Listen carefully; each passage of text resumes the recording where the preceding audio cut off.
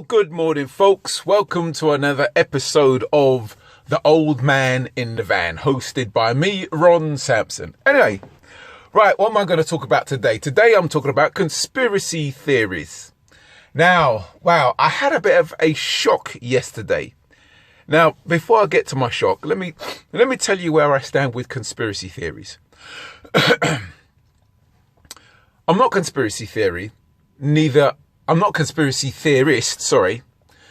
Neither am I a sheep. Now, where I stand with conspiracy theory, I believe some conspiracy theories have legs, others don't.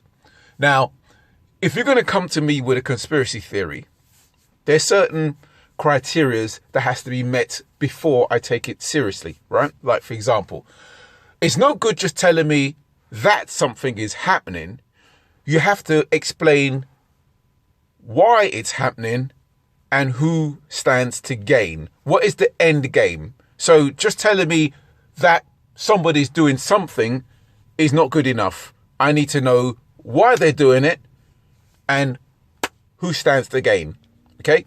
So there you go, right? So for example, if you was to like the recent thing that happened with Prince Andrew, he made a big payout to that woman who accused him of I don't know, sexual misconduct or whatever, and the fact that he paid out, even though technically speaking, he admitted to no liability, but it still stinks to high heaven. So if you came to me with a conspiracy like that, saying, well, you know, obviously he must be guilty because why would he pay out? That conspiracy has legs. If someone accused me of sleeping with someone's wife, and I know I didn't, and if I was rich and famous, and they said they're gonna go to the press, I knew I had proof that I didn't do it. I said, well, bring it on. Yeah, you take me to court. I'll see you in court. Anyway, let's move on. So that's where I stand with conspiracy theories. That, you know, I need to know the why and the end game. Who's to gain, right? So there we are. So I've explained my stance on the conspiracy theory. Now, my friend, why he shocked me, he sent me a link on Facebook, and it was allegedly from the CIA, which I've questioned the legitimacy of that very much, especially what it's connected to.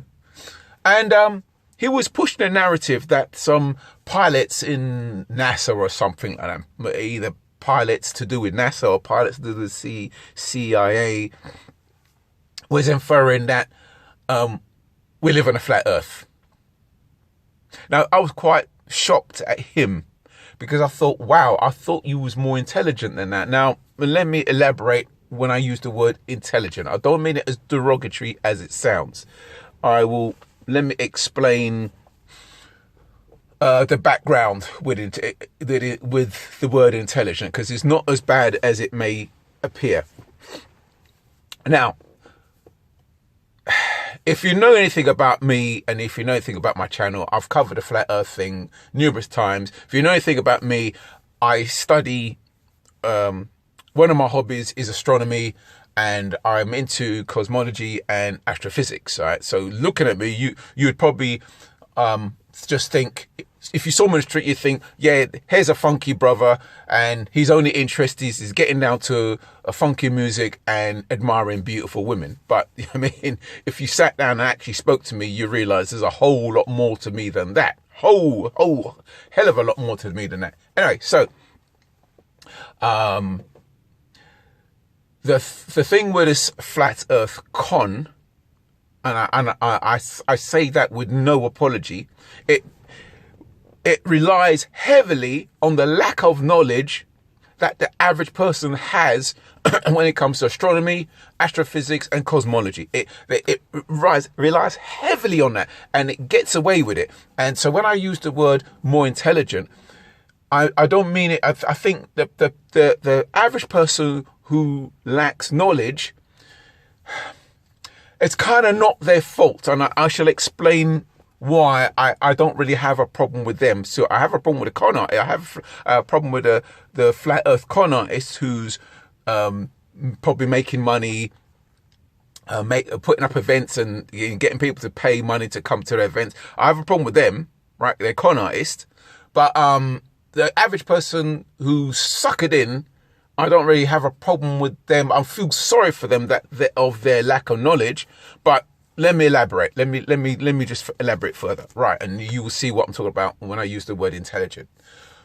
Now, I'll just give an example. One of the pieces of information I am aware of out of the many things to do with astronomy.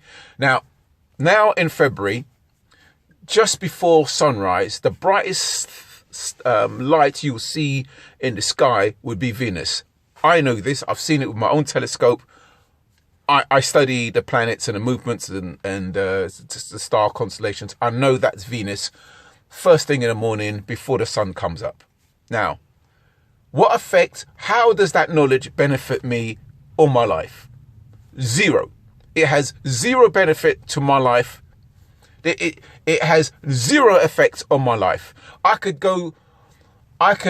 be born, live to 100 years old, see that light in the sky every few months and not know what it is, and my bills still need to be paid. I still need to provide food for my kids, especially when they were younger. I still need to look after my health. I still need to get on with everyday life. And this applies to the average person, right? So if I went up to the average person, I said to him, do you know, here in the Northern Hemisphere, right, we can't see the center of the galaxy like they can on the Southern Hemisphere. In the Southern Hemisphere, they got access to view the center of our galaxy, but us here in the Northern Hemisphere, we can't. The reaction of the average person would just look at me and say, yeah, and so what? Well, so, okay, very good. I know now that, so why should I give a shit? And that's how the flat earth con gets traction, because the average person has little knowledge of how eclipses works, solar eclipse, lunar eclipse, moon cycles. I tell you, I bet you anybody, the average person doesn't even know that if you go to certain parts of the world, right, that you're going to have 5 months of daylight. And if you go to the other side of the world, you'll have 5 months of nighttime. The average person doesn't even know that, right? So, and the average person doesn't even know that Venus and Mercury transit across the sun. They don't even know that. So to sell them the flat earth con is easy, because they don't know how a solar eclipse works. They don't know about lunar eclipse. They don't know about the 5 month daylight and the 5 month nighttime. They don't know about moon cycles and stuff like that. They don't know about star constellations, what you can see in the Northern Hemisphere and what you can't see in the Northern Hemisphere, what you can see in the Southern. They numerous stuff they don't know.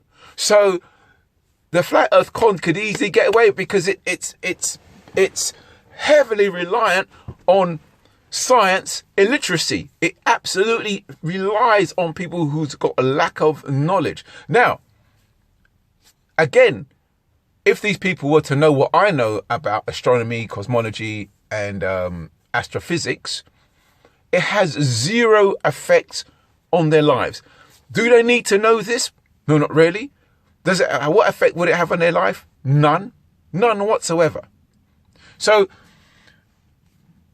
and now before I finish off, I want you to think about something. And this is what I put to my friend on Facebook. I said to him, well, I'm not going to throw out an abundance of globe evidence, some of which I've seen with my own eyes. I'm not going to throw out this much abundance of evidence for this much unproven theory, flawed understanding in favor.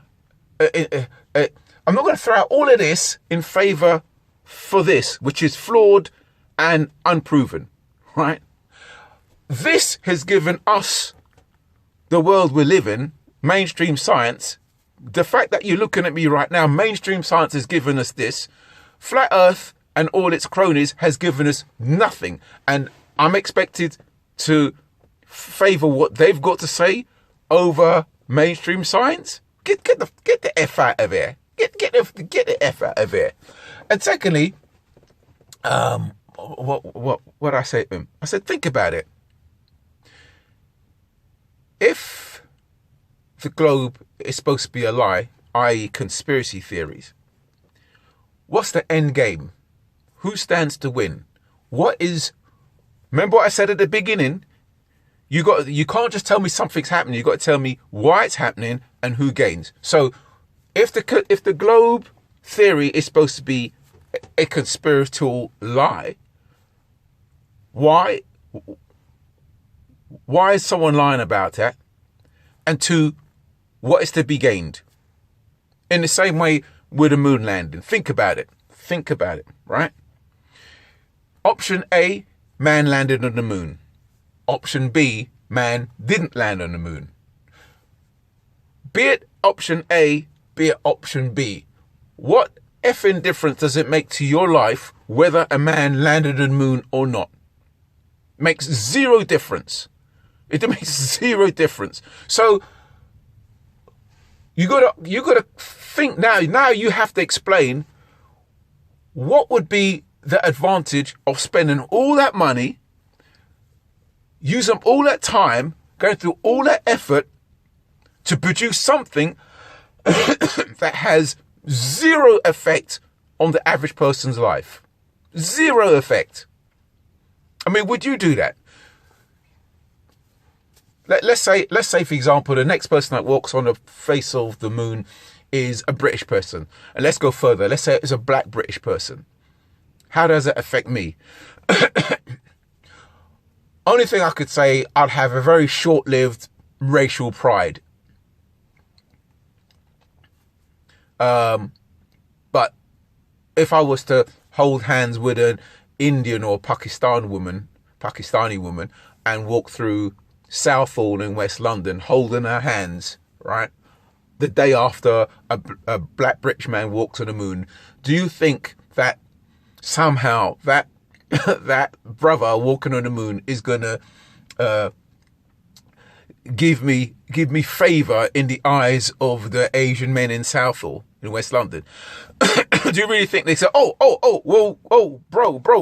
now a black man's been on the moon? we don't have a problem you walking down the road with an Asian sister, man. Yeah, you go and get some tonight. You make sure you give her a good one on behalf of all of us. Yeah, well, pat on the back, brother. Yeah, you walked on the moon. They're still gonna be annoyed. They're still gonna be angry at the fact that in their eyes a nigger is walking down the road with one of their women. So it has zero effect on my life. So the question is, again, when you're going to come with a theory, a conspiracy theory, be it moon landing, whatever, you got to explain who stands to gain, what's the benefit of the effort made? Is the juice worth the squeeze? And from where I'm sitting, to build the rockets, to go through all of that, the juice isn't worth the squeeze. It's a pointless exercise. But that's up to you. But like I said, having said that, when it comes to other stuff, even stuff with like 9/11, there was some stuff that stank to high heaven with that when they came out with they found the passports of the terrorists in that rubble. I thought, oh, fuck off, man. Oh, fuck off. You know, when they came out with that, I thought, oh, come on, man. You know, I'm not saying that those guys didn't fly the planes, but I mean, come on, come on. How sleepy do you think the general public really are? You know, so what I'm pointing out is, I don't believe everything that I'm fed on the plate, You know, I do question some stuff. I mean, like, for example, in the COVID, when they said it was, oh, we're going to have to shut down for 3 weeks and we're going to get rid of this by 12 weeks. I have to admit, for about 2-3 days, I was convinced of that. I thought, okay, we'll shut down for 3 weeks. And I thought, really? 3 weeks? Really? Really? And then when they moved the goalpost, when the 3 weeks came, I thought, yeah, they well knew it wasn't going to be 3 weeks, but they had to tell the public. They couldn't tell the public, we're going to lock you down for at least 6 months because they were afraid of the public reaction. So they had to feed the bullshit, say, oh, we're going to just lock you down for 3 weeks. And then they knew come the 3 weeks, oh, well, this has happened. We didn't see this happen, so we're going to move the goalpost. So at the same time, there you go. I don't believe everything I'm fed. At the same time, like I said, I'm in the middle. You know, the other conspiracy theories regarding that or other stuff, again, there's a lack of explanation of why and what's to be gained. Okay, right. So, folks, there you go. So, yeah. So that was why I was surprised with my friend, because I honestly thought that his knowledge was wider than that. I thought he knew more than we actually knew. So it just goes to show that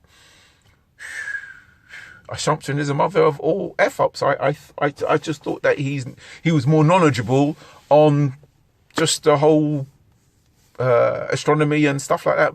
Turns out that he isn't. And oh yeah, by the way, again, if Mr. Red Pill Unloaded is watching this, I'm still waiting for your demonstration of how an eclipse you could work on a flat Earth. I'm still waiting for your demonstration of how we can get 5 months of daylight and 5 months of nighttime on a flat Earth. I'm still waiting for your explanations to show me how the moon cycles work on a flat Earth. You still haven't produced anything. It's been about 2 months now. You have replied, but all you've said, the only thing you said is, oh, just because we can't see certain star constellation doesn't mean we live in a globe. You have to demonstrate why that is. Just writing that down ain't shit. You got to demonstrate why we can't see star constellations if we were on a flat Earth. Just that I made a demonstration on a globe, and I could do it anytime you want. So, Mr. Red Pill, listen, I've got nothing against you, bro. I really haven't. But like, if you make a claim, you got to stand by it. That's it. So it may appear that I'm being aggressive with you, but I apologize for that if it seems this way. But I've got nothing against you, bro. But bro, you have to provide evidence behind your claim. That's it. So if you make a claim, I want to see the evidence, right? So just making a claim without backing it up is worthless. Okay, so thank you very much, and folks, gotta go, got things to do. Okay, bye.